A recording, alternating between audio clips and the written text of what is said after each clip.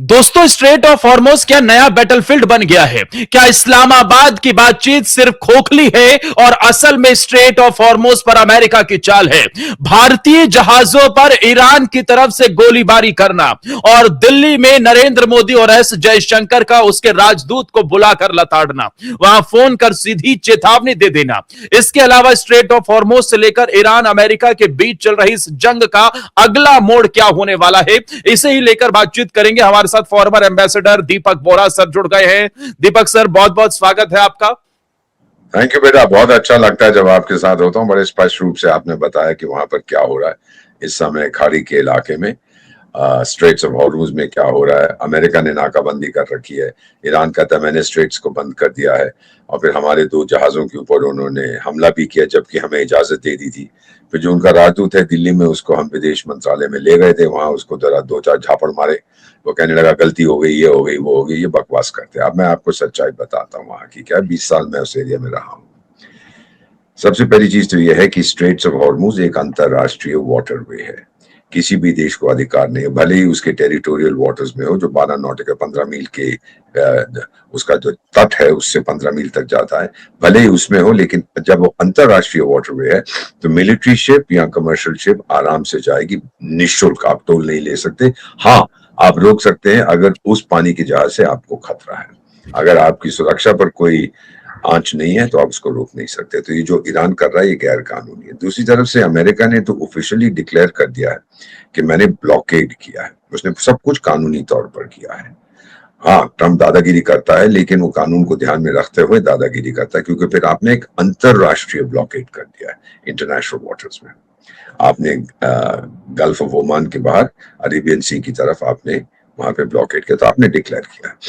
अब सिचुएशन मैं आपको बताता हूं क्या है। ईरान में इंचार्ज कौन है? एक तो उनका राष्ट्रपति है पेजेश्कियान मसूद पेजेश्कियान, मैं मिला हूं उससे, बड़ा शरीफ आदमी है। तो उसने कुछ दिन पहले वो रोने लगा कि मेरी तो कोई सुनता नहीं है, और यहाँ की जो चाहते हैं ये रेवोल्यूशनरी गार्ड वाले करते हैं, Islamic revolutionary guard code, Iranian revolutionary guard code नहीं, सब कुछ ये अपनी मनमानी करते हैं, मेरी कोई सुनता नहीं है, मैं कोई निर्णय नहीं ले सकता हूँ। ये कहने का एक और मतलब था उसका कि वो इजराइल को भी संदेश दे रहा था कि भाई टाइगर लोग तुमने सारे तो ठोक दिए हैं, इनके नेता मुझे मत ठोकना, क्योंकि मेरी कोई सुनता नहीं है यहाँ पे, मैं तो बिल्कुल ही बेकार का हूँ। तो अभी इंचार्ज कौन है? अभी बड़ी दिलचस्प बात है। इंचार्ज वहां पर इस्लामिक रेवोल्यूशनरी गार्ड कोर है, और वो जो विदेश मंत्री है बाबरची और पेजेश्कियान और ये, वो कोई किसी की नहीं सुनता। ईरानियन रेवोल्यूशनरी गार्ड कोर ने एक स्पीकर को बिठा रखा है पार्लियामेंट के, जो पुराना IRGC का कमांडर था, तो उसको भेजा था पिछली बार अमेरिका से बातचीत करने के लिए। वो और किसी पे भरोसा नहीं करते। सिचुएशन अब ये है कि IRGC जो है वो इतनी कंट्रोल में है, सब कुछ वो ही तय कर रहे हैं। मिसाल के तौर पर 6 हफ्ते हो गए आपने इंटरनेट को बंद कर दिया है। जो रिसर्च कंपनियां हैं वो कहती हैं कि मानव इतिहास में ये सबसे लंबा शटडाउन ऑफ द इंटरनेट है, और 1 करोड़ ईरान के नागरिक, जो मुझे बताया गया है, उनका जीवन, जैसे आप काफी हद तक डिपेंड करते हैं इंटरनेट पे जब आप पॉडकास्ट रिकॉर्ड करते हैं, तो 1 करोड़ नागरिकों की नौकरी चली गई है। अब सच्चाई ये है, सुन लीजिएगा। एक होती है हकीकत, दूसरा होता है अफसाना। हकीकत क्या है कि वहां पर महंगाई भत्ता इस समय रेट ऑफ इन्फ्लेशन 100% से ज्यादा चला गया। कुछ साल पहले जब मैं ईरान गया था तो $1 की 100 या 150 रियाल वहां की करेंसी मिलती थी। अब 15 लाख रियाल मिलते हैं $1 के लिए। डॉलर नहीं है उनके पास। 100% अगर महंगाई है, खाद्य पदार्थें मिल नहीं रही, दवाइयां मिल नहीं रही, ईरान के नागरिक बहुत परेशान हैं। और वो यही पूछ रहे हैं, जो मेरे दोस्त हैं जो रिटायर हो गए, चले गए विदेशों में सेटल हैं, कहते हैं कि हमें मिल क्या रहा है, कितनी मार खा सकते हैं। एक तो राजदूत ने मुझे मैसेज भी किया था, ईरान के राजदूत थे, अब वो अमेरिका में रहते हैं। तो उनका बेटा मेरा बहुत दोस्त था, हम फुटबॉल खेला करते थे, हम किसी जगह इकट्ठे थे। तो इसने मुझे मैसेज भेजा था कि एम्बेसडर दीपक, आपका भतीजा चला गया है। वो डेमोन्स्ट्रेशंस कर रहा था नवंबर दिसंबर में अगेंस्ट IRGC और महंगाई के अगेंस्ट, अनएम्प्लॉयमेंट के अगेंस्ट, तो उसको गोली मार दी। 60-70 हजार लोगों को इन्होंने मार दिया। ये बड़े जालिम लोग हैं। दूसरी चीज ये है कि अगर आपने इंटरनेट को सस्पेंड कर दिया है, इसका मतलब है कि आप अपने लोगों को बताना नहीं चाहते सच्चाई क्या है। कब तक ये चलेगा? अब कुछ एक मुल्ला है भारतीय मूल का, वो ईरान में है शायद, कभी वो डिफेंस एक्सपर्ट बन जाता है, कभी वो फॉरेन पॉलिसी बन जाता है, कभी इस्लामिक स्कॉलर बन जाता है। तो मैंने एक टीवी चैनल पे उसको देखा था, उसकी किस्मत अच्छी है कि मैंने कुछ नहीं कहा था कि जी ईरान में कोई प्रॉब्लम नहीं है, कोई नुकसान ही नहीं है। फिर वो 2-4 गाड़ियों की फोटो देता है किसी तेहरान की सड़क पर, देखो जी सब कुछ नॉर्मल है। वो सड़क जहां मैं गया हूँ वहां पे इतना ट्रैफिक जैम होता था कि आप आगे नहीं जा सकते, वहां 2 गाड़ियां चल रही। हाँ जी देखो सब कुछ नॉर्मल है, बहुत है, कोई नुकसान नहीं हुआ। देखा था सर मैं मैंने जब वो वायरल क्लिप एक न्यूज़ चैनल की जो थी, हाँ, उसमें तो हाँ, वो मैंने तस्वीर जो दिखा मैं रहा उससे था। यही पूछ रहा था, मैं यही अब दिखा रहा था। तो मैं अब मौका मिलेगा कभी वो, फिर अब तो आता नहीं है कि सवाल मेरा ये होना था, तू कह रहा है कोई नुकसान नहीं हुआ, तेरी सरकार कह रही है 270 बिलियन डॉलर का नुकसान हुआ है। बिलियन में 9 शून्य होते हैं। तो आप सच बोल रहे हो कि आपकी सरकार सच बोल रही है? मेरा ख्याल उन्होंने हटा दिया कि तू क्या बकवास कर रहा है वहां, तू तो कह रहा है कोई नुकसान नहीं हुआ, तो संयुक्त राष्ट्र संघ में तो हम कह रहे हैं कि हमको मुआवजा दिया जाए। वो यही क्लिप पेश कर देंगे इसराइल वाले, देखो जी आपको तो नुकसान हुआ ही नहीं है, ये आदमी कह रहा है, आपको ये फोटो में भी दिखा रहा है, वो गधा है जो भी ये कर रहा था। तो मेरा अपना मानना है ये कि इस समय अब सेकंड राउंड ऑफ टॉक्स होने वाली। पहली राउंड ऑफ टॉक्स तो बिल्कुल फेल हो गई।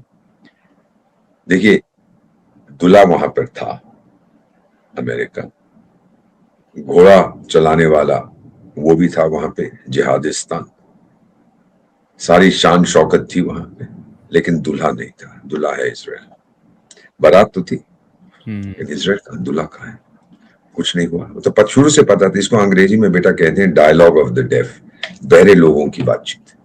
ये उसकी नहीं सुनेगा, वो उसकी नहीं सुनेगा। और फिर जो वो टॉक्स कोलैप्स कर गई थी, जिन मुद्दों पर कोलैप्स की थी, आज तक उन मुद्दों पे कोई समझौता नहीं हो, बल्कि ईरान ने अपनी पोजीशन और हार्डन कर ली है।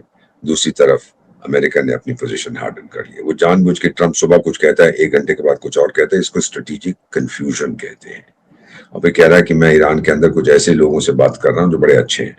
तो रेवोल्यूशनरी गार्ड वाले कहेंगे ये कौन है भाई जो घुसा हुआ है, ये हमारा विभीषण कौन है जिससे ये बात कर रहे हैं, ये जयचंद कौन है हमारे देश के अंदर।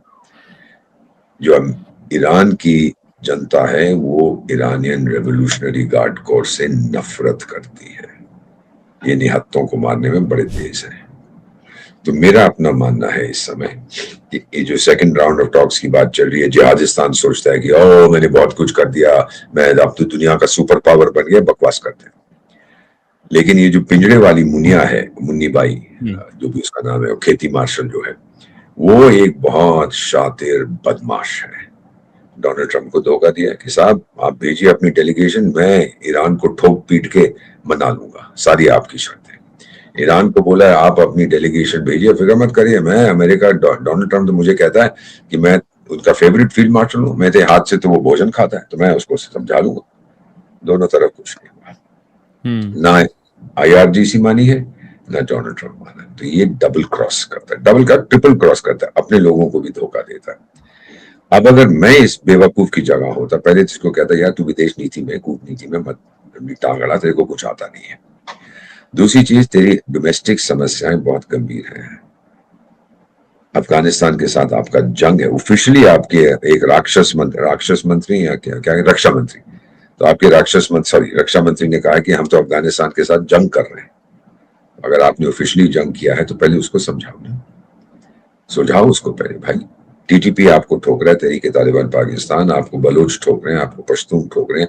आज सुबह ही मेरे एक बलोच मित्र ने एक मैसेज मुझे भेजा मेरे ग्रुप पे कि अम्बेसडर साहब आपको खुशी होगी। भी मुझे किस बात की खुशी होगी? हमने कल 200 से ज्यादा पाकिस्तानी सिपाही मार दिए। यार मेरे को खुशी इसमें क्या किस बात की मिलेगी?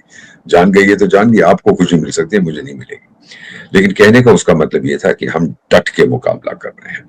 तो पहले अपने घर को समझाओ ना, पहले अपने घर की हालत को सही करो, फिर जाके दुनिया में के स्टेज पे वहां पे जो होते हैं ना, वो कैबरे गर्ल्स की तरह नाचती हैं, जो कैबरे होते थे, वो जाके बाद में करना। अब मेरा मानना है कि ये सब कुछ जो हो रहा था, ईरान का न्यूक्लियर प्रोग्राम, ये वो सब बातें हो रही हैं। बीच में ईरान ने क्या कहा था कि आप लेबनान पे हमला मत करिए, उसको पीस डील में लाइए। क्यों? बताता हूं। एक आतंकी संगठन है इस्लामिक रेवोल्यूशनरी गार्ड कोर, संयुक्त राष्ट्र संघ ने उसको टेररिस्ट ऑर्गेनाइजेशन डेजिग्नेट किया। वो ईरान का मॉडल है। आपने अपने देश की सरकार एक आतंकी संगठन को दे दी है। जिहादिस्तान में भी वही है, वो जैश ए मोहम्मद और ये वो सब सरकार चलाते हैं। पिंजड़े वाली मुनिया तो उनका नौकर है, उनके लिए भोजन लाता है। तो क्या होता है बेटा कि एक आतंकी सरकार है, हिजबुल्ला जो है वो दूसरी आतंकी संगठन है और ईरान का दामाद है। उसने लेबनान पे पूरी तरह से कंट्रोल कर लिया था, पूरी तरह से। लेबनान की कोई सरकार नहीं है, फौज कुछ नहीं है, सब हिजबुल्ला। फिर ईरान कहता है कि जी उनको ठोकना बंद करो। इजराइल कहता है क्यों भाई, आपकी सेना, ईरान की सेना इजराइल पर चढ़ नहीं सकती, चढ़ावा नहीं करेगी क्योंकि आप तो 1800 किलोमीटर दूर है, लेकिन ये तो मेरा पड़ोसी है लेबनान। तो उन्होंने कहा मैं तो लेबनान में जाऊंगा और हिजबुल्ला को ठोकूंगा। फिर उन्होंने पीस डील की है लेबनान के साथ। कई सालों के बाद उनके डिप्लोमेटिक रिलेशंस भी बनेंगे इजराइल और लेबनान के। लेबनान को बर्बाद कर दिया हिजबुल्ला ने। तो दक्षिणी लेबनान का जो हिस्सा है, एक नदी है लिटानी नदी कहते हैं, वहां तक इजराइल ने कब्जा करे, उसको खाली नहीं करेंगे। नो क्वेश्चन अबाउट इट कि अब ये हमारा इलाका, हिजबुल्ला यहाँ फिर कभी नहीं आएगा। भगा दिया उनको, बहुत मार रहे हैं।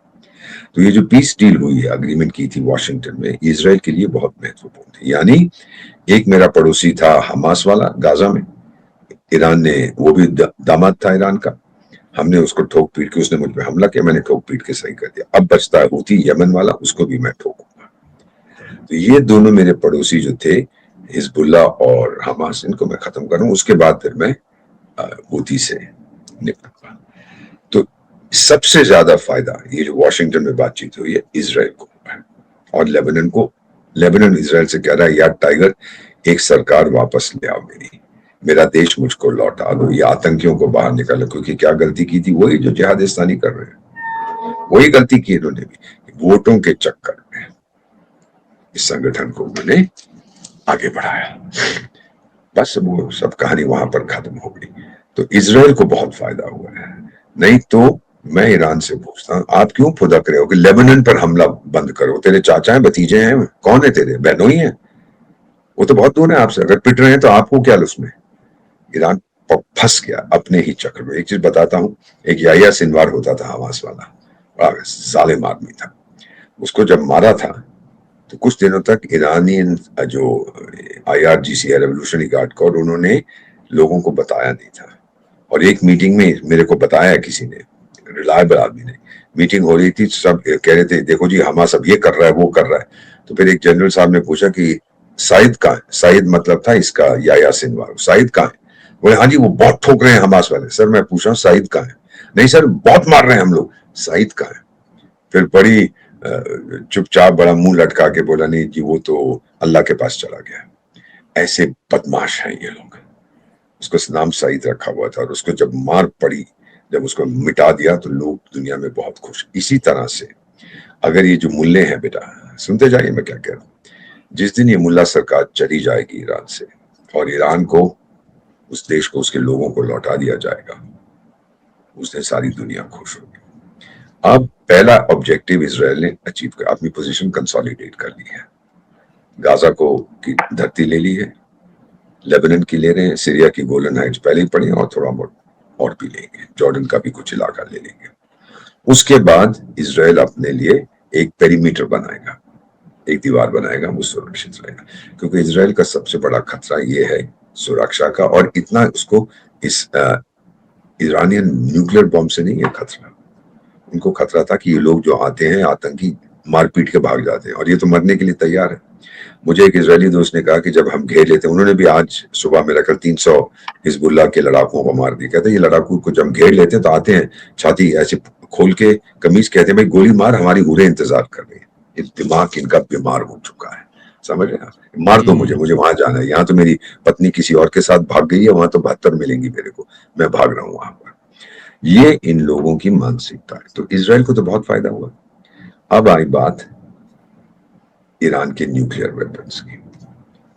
क्यों बना रहा है, क्यों चाहता है, किससे दुश्मनी है तेरी? बार बार आपने ऐलान किया है कि इजराइल को जीने का अधिकार नहीं है, यहूदियों को जीने का अधिकार, मिटा दो उनको इस दुनिया। कौन होता है तू? अल्लाह का बाप है? ये कौन फैसला करेगा कि यहूदियों को मिटा दो? ये बकवास मत करा करो। इसीलिए सारी दुनिया इजराइल के साथ है। ईरान के साथ ये 2-4 मुल्ले देश हैं, लेकिन वो भी पूरी तरह समर्थन नहीं करते। एक भी देश ईरान के साथ आज खड़ा नहीं, क्योंकि जानते हैं उसकी नीतियां गलत हैं।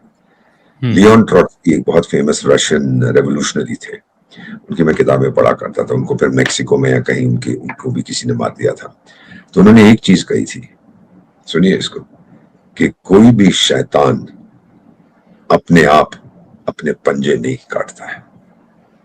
शैतान के क्लॉज होते हैं, पंजे, वो जानबूझ के नहीं काटेगा, कोई और आके काटता है। तो ईरान में भी अगर सत्ता परिवर्तन होना है, एक्सटर्नल एक्शन होना पड़ेगा, नहीं तो वो इतने इस समय मजबूत हैं Iranian revolutionary guard core, Islamic revolutionary guard core, कि वो प्रोटेस्ट मूवमेंट को आने नहीं देंगे। हाँ, जब मैं वहां गया था, जैसा मैं अक्सर कहता हूँ, बताता रहता हूँ, आपसे भी कहा, जब मैं गया था कुछ साल पहले, तो $1 के शायद 200 या 300 वहां के रियाल मिलते थे। अब 15 लाख मिलते हैं $1 के। करेंसी खत्म हो गई, सरकार टूटेगी, महंगाई 100% से ज्यादा है। कब तक ये चलेगा बेटा, कब तक? समझ रहे मैं क्या बोल रहा हूँ? बिल्कुल, लोग सड़क उतरेंगे और वहां पर सत्ता परिवर्तन होगा, इंटरनल रेवोल्यूशन। अब अमेरिका से वो बड़े भिड़ गए, नाराज हो गए, जी आपने हमारे पानी के जहाज को पकड़ लिया। और ईरानियन नेवी कहती रही ये जहाज आ रहा था, मैंने जो सुना है, मलेशिया से, इसके अंदर कुछ सामान था। अमेरिकन नेवी ने कहा है कि जो भी पानी का जहाज ईरानियन बंदरगाह पर जाएगा, आते वक्त या जाते वक्त उसको इजाजत नहीं है इधर आने की। गल्फ ऑफ ओमान और अरेबियन सी में हमने नाकाबंदी कर दी है यहाँ पर। लेकिन ये जहाज ने उसको बोलते रहे रुक जा रुक जा रुक जा, नहीं माना। उसके इंजन रूम में छेद किया, फिर हेलीकॉप्टर में उनके लोग गए, कमांडो जैसे हमारे जाते हैं, तो रस्सियों के जरिए नीचे उतरे और उसको टेक ओवर कर लिया। अब वो अमेरिका के कब्जे में है। और अभी मैंने अभी कोई 15-20 मिनट पहले एक और खबर मेरे किसी दोस्त ने देखी, एक बहुत बड़ा धमाका हुआ है। अब पता नहीं उसको जहाज को पूरे इंजन रूम को उड़ा दिया या क्या किया लोगों ने, कुछ मालूम नहीं। क्योंकि जब जंग होता है सबसे पहली मौत होती है सच्चाई की, सिपाही तो बाद में बनते हैं। सो टू कंक्लूड, अब वो कह रहे हैं कि फिर अब जिहादिस्तान उर्फ पाकिस्तान में एक सेकंड राउंड ऑफ टॉक्स होगा। क्या फायदा है, वो टॉक्स तो शुरू होने से पहले ही ठप हो जाएंगे। ईरान आ रहा है, नहीं आ रहा, नहीं आ रहा, आ रहा है। जिहादिस्तान क्या चाहता है बेटा, ये मैं आपको बता देता। एक तो है कि भाई मेरी छवि यही थी कि दुनिया भर में मैं आतंक का मास्टर हूं, लेकिन अब मैं ये भी कहना चाहता हूं कि मैं शांति में भी कुछ कर सकता हूं। लेकिन उसका इंटेंशन क्या है? ईरान के साथ उसकी बनती नहीं है, कोई उस पर भरोसा नहीं करता। आपको याद है 2 साल पहले एक दूसरे में मिसाइलें फेंक रहे थे, फिर वो ईरान का फॉर्मर प्रेसिडेंट जो जिसका निधन हो गया, तो वो पाकिस्तान आया और यहाँ का प्राइम मिनिस्टर उधर गया, पे बोले darling darling, sweet heart sweet heart, मेरे इस्लामिक भाई हो, मेरे दोस्त, मेरे रहनुमा, मेरे अल्लाह के बच्चे। आधे घंटे के बाद फिर मिसाइलें फेंकनी शुरू कर दी। ये तो बकवास है। वो चाहता है मुल्ला मुनीर कि अफगानिस्तान के साथ मेरा ऑफिशियली जंग चल रहा है, हमने डिक्लेयर किया। वो राक्षस मंत्री जो उनका, उसने कहा था मैं चाहता हूं कि ईरान का जंग अफगानिस्तान के साथ हो। पहले भी उनके तालिबान 1 रेजिम में भी संबंध ठीक नहीं थे। वो चाहता है वो दोनों आपस में भिड़े और पाकिस्तान को बख्श दें, ये कोशिश कर रहा है। लेकिन तालिबान बड़े शातिर खिलाड़ी हैं और ईरान भी ये जानता है कि वो मुझे तालिबान के साथ भिड़ाने की कोशिश करता है, शिया सुन्नी के आधार पर। मेरा नहीं ख्याल तालिबान ये दाना जो फेंक रहा है, वेट जो कहते हैं, वो इसको निकलेगा, नहीं लेगा। तो ये उसकी पॉलिसी फेल हो जाएगी। तो ये ट्रंप को भी धोखा दे रहा है कि मैं ईरान को टेबल पे लाऊंगा, उनको सही कर दूंगा। ईरान को धोखा दे रहा है कि मैं ट्रंप को टेबल पे लाऊंगा, उसको सही कर दूंगा। और अपने लोगों को धोखा दे रहा है, देखो जी मैं ही अकेला हूं, नहीं तो दुनिया तो बर्बाद हो जाती। मैं खड़ा हूं, कोई बात नहीं, मेरे बस साथ रहो, मेरे जूते पॉलिश करते रहो, मुझे शहंशाह बोलो, मैं सब कुछ करूंगा। तो ये मेरा मानना है वहां पर इस समय स्थिति है। अगर आप सोचते हैं कि 2 दिन 3 दिन कल सीज फायर खत्म हो जाएगा 21-22 को, जब भी है, अगर आप सोचते हैं कि सब कुछ वहां पे दूध और शहद की नदियां बहेंगी, ना। ईरान को कम से कम 50 साल लगेंगे वापस आने में, और अंतरराष्ट्रीय सहयोग के बिना वो नहीं आएगा। उसको पैसे की जरूरत है। कह रहा मेरे जो पैसे आप लोगों ने जब्त किए हुए हैं, $18-20 बिलियन, मुझे लौटाओ। जिहादिस्तान का भी वही हाल है। वो तो कहता है सऊदी अरेबिया के साथ आपने समझौता कि आपने 20,000 अपनी फौज वहां भेज दी जब ईरान और सऊदी अरेबिया के बीच में गोलाबारी हो रही थी। तो सऊदी क्या समझेगा, ईरान क्या समझेगा? सऊदी ने कहा ठीक है, हमारी एक डिफेंस डील है सितंबर 2025 की, तो आपने सिपाही भेज दिए। अगर एक पे हमला हुआ तो दोनों पे हमला है। तो सऊदी कहता है देखो जी, ईरान ने मुझ पे हमला किया, अब ठोको ईरान को। ईरान कहता है तू आ तो सही इधर, फिर देख मैं तेरा क्या करता हूँ। कैसे आप, जब आप एक लेकिन तरफ। सर इन सब के बीच में मैं ये समझना चाहता हूं, ये किस बात का सीज फायर और किस बात की शांति पीस टॉक चल रही है, या फिर जो नीचे इस्लामाबाद में बातचीत चल रही है, क्या ये इसमें कोई अमेरिका की बात चाल थी कि पीस टॉक के बहाने या फिर सीज फायर के बहाने स्ट्रेट ऑफ हॉर्मोज पर कब्जा कर लिया जाए? क्योंकि बहुत तेजी से अचानक से नाकेबंदी बढ़ी है अमेरिका की वहां पर। 100%। अब तो बहुत से और जो उसके युद्ध पोत आ गए हैं वहां पर। ये तो सब बहाने हैं। आपको याद होगा 28 फरवरी 2026 को भी जब ओमान में बातचीत चल रही थी, तो आधे घंटे के बाद उन्होंने हमला शुरू कर दिया। ये बातचीत भी एक प्लॉय होता है, एक डिसेप्शन होता है। बात करते रहो, पीछे से अपनी ताकत बढ़ाओ, ठोको जैसे मौका लगे। ये बेटा असली कहानी है। और सर ऐसे में भारत की क्या सिचुएशन है, जब भारत के जहाजों को निशाना बनाया जा रहा है, तो भारत अपनी समुद्री सुरक्षा और साथ ही जो एनर्जी की सप्लाई है उसे कैसे सुरक्षित रख पाएगा? हम लोगों ने ये कह दिया ना कि ये चीजें मत करो, और फिर हम बहुत से दूसरे देशों से जो हॉर्मुज जाने की जरूरत नहीं है, हम कोशिश कर रहे हैं। फिर आप देखेंगे कि कुछ ही दिन हुए हमने वो अपना क्या फास्ट ब्रीडर न्यूक्लियर रिएक्टर, उसको भी हमने सेकंड स्टेज पे ले आए। थर्ड में चला जाएगा तो बहुत ज्यादा ऊर्जा की हमारी रिक्वायरमेंट जो है वो मीट हो जाएंगी, बल्कि हम इंपोर्ट भी नहीं करेंगे अगर ये पूरी तरह से ऑपरेशनल हो गया। और ये टेक्नोलॉजी फास्ट ब्रीडर रिएक्टर की केवल एक देश के पास है, जिसका नाम भारत है। तो मैं ये देख रहा हूँ कि एक तरफ हम अपनी सेल्फ रिलायंस की तरफ जा रहे हैं, आत्मनिर्भर की तरफ ऊर्जा में। दूसरा, अगर शांति होती है, मुझे क्या फर्क पड़ता है अगर वो जिहादिस्तान में बात करें, चंद्रमा पर बात करें, समुद्र के नीचे बैठ के बात करें, या नाइजीरिया में बात करें, या जापान में, मेरा क्या लेना देना है। आप बस ये है कि मैं चाहता हूं कि वो हॉर्मुज स्ट्रेट्स को ब्लॉक कोई ना करे। वो IRGC नहीं मानेगा, क्योंकि एक उसके पास ब्रह्मास्त्र बचा है, वो ये है। दूसरा कि आपके पास 400 किलो कितना भी है एनरिच्ड यूरेनियम, वो दे दो। ईरान कहता मैं बिल्कुल नहीं दूंगा। अब तो ये भी नहीं कह रहे कि मैं ये मेरे शांति पूर्वक रीजंस के लिए है, वो तो सीधा कह रहे हैं कि हम न्यूक्लियर बॉम्ब बनाएंगे, हमें अधिकार है। और वो न्यूक्लियर बॉम्ब किसके लिए बनाएंगे सर? जापान पे तो फेंकेंगे नहीं, ना सिंगापुर पे फेंकेंगे, वो तो इजराइल के लिए है, और इजराइल ये बनने नहीं देगा। ये आप मेरी बात इस पे यकीन करिए, इजराइल के लिए सर्वाइवल की बात है, ईरान के लिए ध्वंस की बात है। तो यहूदी कभी स्वीकार नहीं करेंगे। So let's see what happens. तो क्या सर ये स्ट्रेट ऑफ हॉर्मोज बातचीत करेंगे। स्ट्रेट ऑफ हॉर्मोज नहीं खुलेगा इतनी जल्दी। ये नया बैटलफील्ड बनने वाला है? कोई बातचीत से नहीं खुलेगा, वो सिर्फ मिलिट्री एक्शन से खुलेगा। ठोकते जाओ। ईरान की आर्थिक व्यवस्था इतनी खराब है, पहले तो आपने उसको स्विफ्ट ग्लोबल फाइनेंशियल सिस्टम से बाहर कर दिया, अब उसकी आपने ऊर्जा की, जिसको ऑयल एक्सपोर्ट से, उनको भी बंद कर रहे हैं। पैसा कहां से लाएगा सर? हाँ ये जरूर है, अपने लोगों से कहेगा जो कार्ल मार्क्स ने कहा था, भाई देखो कोई बात नहीं यार, आज खाना ही पेट खाली रखो, कल अल्लाह तुम्हें खिलाएगा। जब चले जाओगे ऊपर, हुरे भी मिलेंगे और भोजन भी मिलेगा। ये बकवास करते हैं सर। एक बड़े खतरे की और बात होती है कि अगर स्ट्रेट ऑफ हॉर्मोज पर संकट आया, जिसकी चर्चा सबसे ज्यादा होती है कि ईरान दुनिया का इंटरनेट बंद कर देगा, क्या ये इस वास्तविकता है? क्या वो फाइबर केबल काट सकता है जो समुद्र के नीचे बिछी है? ईरान में भाई तू दुनिया को इंटरनेट उखाड़ के, तूने अपना तो उखाड़ दिया 6 हफ्ते से। सबसे लंबा इंटरनेट का इंटरप्शन है। 1 करोड़ लोग तेरे जो इंटरनेट पे डिपेंड करते थे, आप जैसे, वो बेरोजगार हो गए। क्या दुनिया में ये कर दूंगा? अगर जैसे वो बेवकूफ था एक जिहादिस्तान का, भारत में भी राजदूत था, उसका नाम कुछ big shit, small shit, shit कुछ ऐसा नाम है। तो वो एक मैंने देखा था टीवी चैनल में, कहता अगर अमेरिका ने हम पर परमाणु बम फेंका तो हम दिल्ली और बॉम्बे पे फेंक्यूं। भाई तेरी जंग अमेरिका के साथ है, मेरा क्या लेना देना? गधे हैं गधे ये लोग। तो ये जो है कि मैं दुनिया का ये कर दूंगा, वो मैं चंद्रमा को काला कर दूंगा, मैं सूरज को पीला कर दूंगा या लाल कर दूंगा, बकवास करनी है, तब नहीं है। और अगर आप सारी 193 सदस्य हैं संयुक्त राष्ट्र संघ के, सबको नाराज करोगे टाइगर, तो खत्म हो जाएगा। 2-4 मिलके तुमको ठोकेंगे, नेटो वाले आके, कुछ बचेगा नहीं वहां पर। जो आपकी ये भारतीय मूल के मुल्ले का जी कोई नुकसान नहीं है, तो फिर पता लग जाएगा। सबसे पहले वही भागेगा, भारत आएगा वापस, जब वहां पे सीरियस बॉम्बिंग शुरू हो जाएगी। तो बेटा ये चीजें हैं।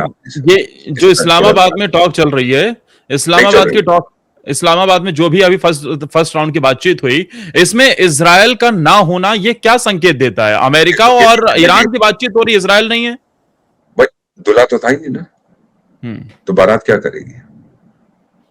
और इजराइल जाएगा नहीं, जिहादिस्तान उसको मान्यता नहीं देता है। So these are the things बेटा, others you have to understand। और सबको बहुत लोग जानते हैं, मैं तो रहा हूँ 20 साल उस एरिया में, कि इजराइल ईरान से जब शाह का टाइम था 79 से पहले, क्या बात थी, बड़ी अच्छी दोस्ती थी, नॉन स्टॉप फ्लाइट्स होती थी तेहरान से टेल अवीव। आपकी उम्र के ईरानियन जाते थे अपनी गर्लफ्रेंड्स को लेके शराब पीने, वहां पर नाचने, वीकेंड पे जाते थे। फिर ये मुल्ले आए, सब बंद कर दिया। ये मुल्लों को कोई पता नहीं क्या, इनको क्या जहर इनके मन में है कि सबसे इन्होंने दुश्मनी ले ली। सारे खाड़ी के देश जो सुन्नी है इनके अगेंस्ट है। इजराइल तो है ही, अमेरिका भी हो गया, यूरोप भी हो गया। और जो पहले कुछ हद तक कहते थे डोनाल्ड ट्रंप को, यार इतना मत मार इनको, अब वो भी कहते हैं ठोको इनको। तो ये चीज है सच हकीकत बेटा। ये रेजीम, मुल्ला रेजीम जिस भी देश में हो, ये जानबूझकर अपने आप वॉलंटरीली वो नहीं चाहते हैं, वो वापस नहीं जाएंगे, उनको जूते मार के निकालना चाहिए। और सर, ये अब क्या भारत के ऊपर एलपीजी या फिर या पेट्रोल डीजल को लेकर अगले कुछ महीने संकट भरे हो सकते हैं, अगर स्ट्रेट ऑफ हॉर्मस पे ऐसी हालात रहते हैं? हमारे अपने रिजर्व है, हमें कोई दिक्कत नहीं होगी। आप ये मुझसे ले लीजिएगा, मैं पूरी तरह से आपको बता देता हूँ, कोई दिक्कत नहीं होगी। ठीक है बेटा, तो अब मैं आपसे 2 दिन के बाद फिर से एक बातचीत करेंगे, जब आपको पता लग जाएगा। फिर एनालाइज करेंगे कि इस्लामाबाद में सेकंड राउंड, उसके बाद third, fourth, fifth, 1 crore round के बाद बात करेंगे क्या हो रहा है, क्या होता है। बेटा मुझे इजाजत लेनी है आपसे, फिर जल्दी से मुलाकात होती है। ठीक ठीक सर, बहुत बहुत शुक्रिया, आप हमारे साथ जुड़े और सर दुनिया भर के हालातों पर हमने चर्चा की। बहुत बहुत शुक्रिया। जय हिंद, वंदे मातरम। आप हमारे, थैंक यू बेटा, थैंक यू। जय हिंद बेटा, वंदे मातरम। जल्दी से बुलाइए फिर। हाँ श्योर सर, जल्द। थैंक यू बेटा। दोस्तों, दीपक वोहरा सर के साथ यह बातचीत आपको कैसी लगी कमेंट सेक्शन में जरूर बताना। इसके अलावा स्ट्रेट ऑफ हॉर्मोज पर जो संकट मंडरा रहा है, क्या आप भी मानते हैं कि यह संकट आने वाले दिनों में पूरी दुनिया पर एक वैश्विक संकट का असर डालेगा? और भारत की मजबूत स्थिति, जैसा दीपक सर ने कहा कि मोदी के रहते हुए भारत के ऊपर कोई आंच नहीं आ सकती। भारत के पास अपना रिजर्व इतना है कि हमें कल को भी और आने वाले कई कुछ समय के लिए कोई परेशानी होने वाली नहीं है। भारत ने सारे रास्ते तलाश लिए हैं। भारत दूसरी जगहों से भी तेल के लिए पूरे चैनल रूट तैयार कर चुका है। यानी पूरी दुनिया में इकलौता भारत है जो इस मौके पर भी 56 इंची सीने के साथ चौड़ में खड़ा है और दुनिया को दिखा रहा है नए भारत की ताकत। अब अपनी राय कमेंट सेक्शन में बताते हुए जय हिंद, वंदे मातरम लिखना और इस वीडियो को ज्यादा से ज्यादा शेयर करते हुए हमारे चैनल को फॉलो और सब्सक्राइब कर लेना।